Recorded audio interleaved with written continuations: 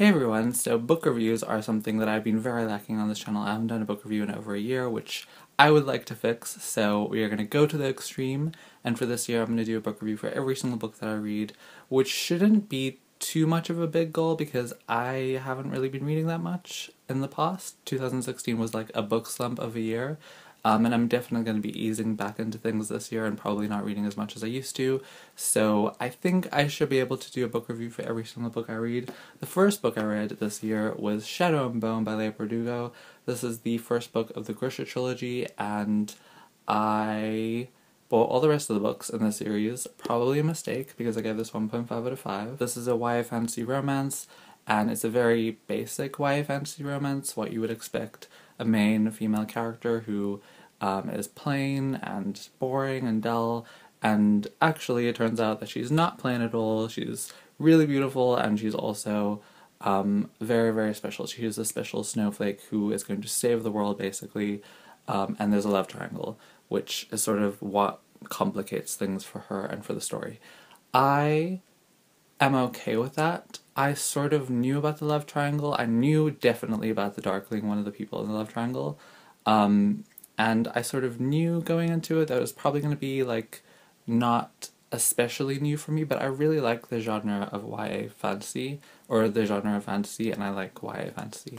So I decided to pick it up, also because I've heard really good things about the world, so if you are one of those people that is okay with reading something that's similar, or you like reading, like, similar books in that genre, then the reason to read this book is because of the world. The world was something that I really liked about this book. There wasn't amazing world building, but everything that I did get was really interesting and intriguing. There's a Russian-esque vibe to everything, and I really just liked seeing the culture and having the main character experience different things, and seeing, like, the food and the clothing and everything that went into that. And the magic system was really interesting as well. I really enjoyed all of those aspects. So the world is definitely a reason to read this. There are 2 more books, so it's going to be more explored, and there's also another duology series that's set in the same world. So there's lots to be explored, and it's really interesting and cool, and yeah, so that's the reason that I enjoyed this, and the reason that you should maybe pick it up. The reason, or the main reason, there are many reasons, the main reason not to pick this book up, and the main reason that I gave it 1.5 out of 5, was Alina, the main character. Here's where I'm gonna, like, get excited, because I don't know, I just have fun talking about bad things. So, Alina was not great. I'd heard that she was annoying. I feel like my voice is getting louder now too. I'm so excited to vent about Alina to you. She, my goodness me, was annoying. And I'm only gonna talk about one specific thing that she did, because that's all I need to do. All I need to do. She meets characters, and she will only see one aspect of them, or she will only have one dimension to the people around her. She meets someone, and that's the mean girl, that's the nice one, that's the, like, cranky person, that's the scary person, that's the creepy person, and even though she encounters them more than once, and they're in her sphere of existence, and she has the opportunity to observe them, to see more of them, to understand them, even the people that are in her life. Like, she doesn't take that opportunity. She doesn't care to know anyone really deeply, and that is bad for 2 reasons. The first is that we get one-dimensional characters as the readers. We get characters who are just the mean girl, and it's like, why? Like, why is that character the mean girl? Like, there's, like, this very small reason given, and I just don't believe it. Why is that character creepy? Like, why are we not exploring that further? Is that just who that character is? That we get those one-dimensional characters, which isn't great. The second thing, which is the main thing for me, was that it was a plot device. It was used so that, like, there could be a twist where a character isn't as they expected, and it's like, you don't say that this character, who's, like, the mean character, actually has some depth to them. Like, I really didn't like that, because I saw it coming. I knew that the characters that we were seeing weren't who they were, like, who weren't who they were to Alina. She wasn't seeing them clearly because she just didn't look further. And so when the twist happened, when that character turned out to not be who she was expecting, or when that character turned out to be, like, helpful or was like a good person when she thought it was a bad person, or when it was a bad person when she thought they were a good person. It was like, of course, because you never looked deeper. You never, like, I really hated that that was a plot device. It felt a little bit lazy to me and just annoyed me so much because there were lots of instances of characters trying to help her or trying to show a deeper level and her ignoring that or just brushing past that, like, no big deal. You know, I'm in a dangerous situation. Let's not observe people around me. Let's not be aware of things. I just really didn't like her. Anyway, if that is going to annoy you, then maybe don't pick this up. If you have anything to tell me about this book, definitely tell me in the comment section below. And if you have anything to say about the rest of the series, whether I should read more, tell me that in the comments below. I am going to do a spoiler part of the video now, so I'm going to talk about stuff that happened in the book, stuff that annoyed me, specific things. So if you haven't read this and you don't want to be spoiled, then leave the video now. Let's get into spoilers. Okay, spoiler time. Let's talk about The Darkling. The Darkling was one of the reasons I picked up this book. The world and the Darkling and the duology that everyone is talking, like, everyone is saying such amazing things about that duology. I can't remember the titles of any of the books, but that duology that came out recently, everyone loves that, and I'm like, okay, I'll read the trilogy, like this trilogy, to read the duology, which is a very weird thing to do, but that's what I did. But The Darkling was one of the reasons that I picked up the book in the first place and heard about it, and he was thoroughly disappointing to me. I would compare him to Adam from Tahira Mafi's Shatter Me.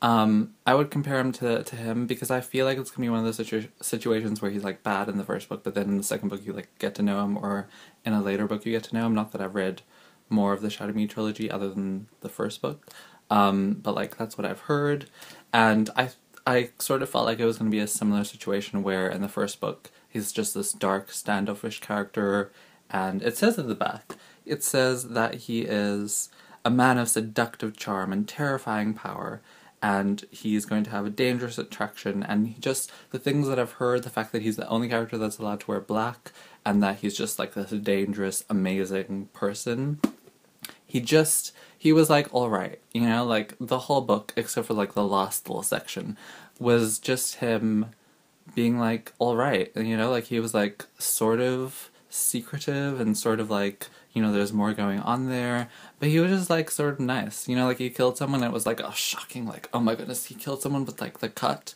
like, how could he? But it was like, I was just like, I mean, he killed someone, you know, like, whatever. I don't know if that's me being desensitized to things like that, but like, I was like, why are you making, he kills, like, he was just not dark enough. And then we have this rushed romance with Alina and him, and it's like, oh, she's overcome with this seduction with him, which I just didn't feel. I didn't feel any chemistry, really, like a smidgen of chemistry between her and the Darkling, but not enough, and it didn't feel like he was especially seductive. It just came out of nowhere, and then he was like actually really dark and really bad, but it wasn't enough, you know, like I needed it to be a part of his character more. He was just like a nice guy for most of the book. I was just thoroughly unimpressed. Mel, don't know what to say about Mel. Mel is like rolling my eyes at Mel, which I feel like I'm saying that name wrong. That part of the love triangle was just, I already before it started didn't like it because it was that I've loved you my whole life and I never told you trope. And I just, like, I feel like Alina is 20-something. Is she 20-something? And she's known Mel for, like, what, 15 years and she hasn't told him any of her feelings? Like, that's a long time. Also, tangent. Or maybe, like, not a tangent, we're just going to move on to this other thing. Alina, I did not realize, right, it says at the back that she's pale, right? And at different times throughout the book, it says that she's, like, tired, or she doesn't sleep that much, she doesn't eat, like, you know, like, she's, like, a little bit sickly, but I didn't get the full impact of that. I don't feel like it was explained enough, because when she did, like, when she was set free and she started to, like, get, full sleep, like, when she slipped, and it was, like, she finally got a full night's rest for the first time in her life, or something like that, and she, like, was eating properly, I was like, you have been, like, ill, like, this has, like, been a real problem for you, and I did not realize that, and it was so weird for me that Mal was, in a way, not his fault, but in a way, the cause of that. he had sort of led to her suffering a little bit. I mean, it was her fault. She was the one who did it, and she was the one who sort of suppressed herself and, like, put herself into this depression almost. It was strange. I just didn't, like, it was like, you know, when I was reading that and I was like, she's getting sleep now and she can, like, eat properly, I was like, I said I was like too many times. It was weird and it was strange. And I also thought it was really interesting. This is like a thing that I liked, sort of. The way being trapped or enslaved was in the book when it comes to Alina. Mal was sort of the cause of her entrapment at the beginning, and then her being away from him, like, sets her free.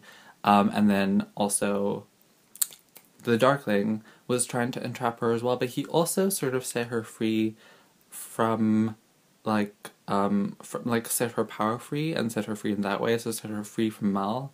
But Mal set her free from the Darkling, and then she was trapped again by the Darkling, by that color thing, and ultimately she is the person who sets herself free. So I sort of like that. It was a bit, I explained it very convoluted. It like, in my head, it makes more sense. Like, she is in this battle of being trapped by the two male characters a little bit, I think, in very subtle ways, and obviously Mal is not actively trying to trap her, but she is the one who ultimately sets herself free. Also, can we talk about the sacrifice?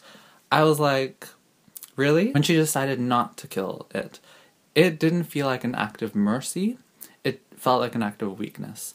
And it also was like, this inaction that you are having right now is going to have a huge impact, because obviously the Darkling is going to find this antler thing and trap you and cause, like, it's going to impact and kill so many people. Like, her inaction was ridiculous. It was literally leading or going to lead to people dying. You know, it wasn't just about her, it wasn't just about Mal, it was about people literally dying. She was putting their lives at risk, and I was just not about that. I was just like, honestly, how dare you? How dare you decide to do that? Kill the animal. It came up to you. Like, you know, like it was meant to happen. And then it dies in a way that was so much worse. Something I did like was, I think, at some point in the book, she was talking about being alone and how she could be happy being alone. Like, I wrote it down. She could enjoy being alone and being with people. And that sort of thought process that was happening in her head was really nice. I really liked that. I also really liked her time in the palace when she sort of got healthy and she was enjoying and participating in all of the cultural things and learning about those things, but also seeing her be, even though I don't like her, seeing her be, like, healthy and, like, experiencing life to the fullest and going out and doing stuff every night and being with friends and interacting with people. I was like, I should do more of that. And I just really liked reading that and reading her coming out of her repression and out of her, like, suffering that was happening that I didn't even realize was happening. The way that she talks about Mel and being a tracker was so funny to me. I kept laughing because I don't believe her. I know that, like, I didn't believe her until he tracked something and he proved that skill, but she, to me, for most of the book, didn't have that authority to say that he's a good tracker. Like, I was like, sure. It felt like she was like his mom, being like, yeah, my boy Mal is the best tracker around, he's the bee's knees, he knows how to track anything, he can find anything, he's just the best, I'm so proud of him. And I was like, yeah, okay, sure. Like, she kept on saying it, it felt like, okay, something's gonna happen with his tracking, but I don't believe it until that thing happens. And it made me laugh. It made me laugh the way that she always thought this, she almost, like, thought the same thing about him and being a tracker. In her head, there was, like, a thing that she would say, like, he could track anything, I can't remember, but, like, she always said that, and it just made me feel like she was a proud mom. The last thing I want to talk about is Baghra? I'm not sure how to say her name. When when the Darkling's mother, that character's name, comes to Alina and tells her that you need to run, because the Darkling is my son, and he's a terrible person, right, and that big twist happens, and Alina's reaction to this is the moment. This was, like, the point of me hating her. Like, before that, I just was annoyed by her character and was, like, upset with her, and I'm like, why do you not see these obvious things? And this moment was when I was just like, I hate you. Baghra grabbed her wrist and, like, she, like, dragged her into a chamber and Alina's like, I'm too tired for lessons. She's like, you have to leave this place. And Alina's like, what are you talking about? And Bardugo's like, I'm trying to, like, keep you from spending the rest of your life as a slave. That moment is when it's like, okay, what are you talking about? Tell me what's happening. But no, Alina. That, at this point, she's like, what did she say? I thought you didn't believe in the stag. And then, like, maybe you should go, maybe he's building a summer house and, like, making jokes when this character is obviously in a very different state than they've ever been in. And it's like, red flags should be happening in your head right now. Like, you should be concerned and you should be, like, afraid. You should be just not oblivious. Why are you so oblivious? This is, like, an obvious situation. So those are my thoughts about this book, Shadow and Bone, and if you want to share some stuff about it or share your thoughts, let me know about it in the comment section below. Also, if you're going to do spoilers or talk about spoilers, make sure to say spoiler at the top of your comment. And yeah, I hope you enjoyed this. I hope you are looking forward to many more reviews from me. Hopefully I will do them. I will. Let's hope. And I hope you're having a wonderful day, and I will see you next time.